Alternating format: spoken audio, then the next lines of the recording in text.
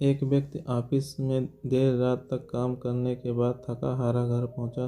दरवाज़ा खोलते ही उसने देखा उसका बेटा सोने की बजाय उसका इंतज़ार कर रहा है। अंदर घुसते ही उसके बेटे ने पूछा, पापा क्या मैं आपसे सवाल पूछ सकता हूँ? पिता ने कहा, हाँ पूछो, क्या पूछना है? बेटा बोला, पापा आप 1 घंटे में कितना कमा लेते हैं? पिता ने झुंझलाते हुए उत्तर दिया, तुम्हें इससे क्या लेना देना, और तुम इतनी बेकार से सवाल क्यों कर रहे हो? बेटा बहुत मासूमियत से बोला, पापा मैं तो सिर्फ ऐसे ही जानना चाहता था, बताइए ना कि आप 1 घंटे में कितना कमाते हैं? पिता ने गुस्से से उसकी तरफ देखते हुए कहा, नहीं बताऊंगा, तुम जाकर सो जाओ।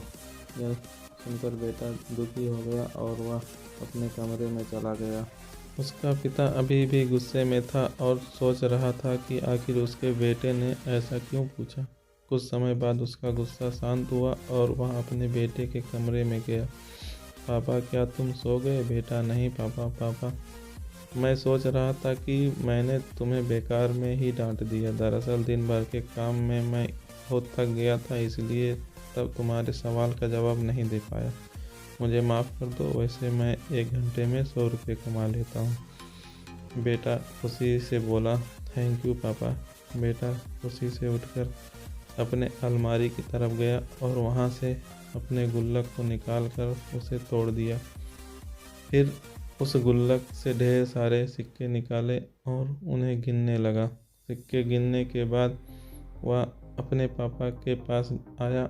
बेटा, पापा मेरे पास यह 100 रुपये है, क्या मैं आपसे 1 घंटा कल का खरीद सकता हूँ? आप यह पैसा ले लीजिए और प्लीज़ कल घर जल्दी आ जाइएगा, मैं आपके साथ बैठकर खाना खाना चाहता हूँ। यह सुनते ही उसके पिता के आंखों में आंसू आ गए।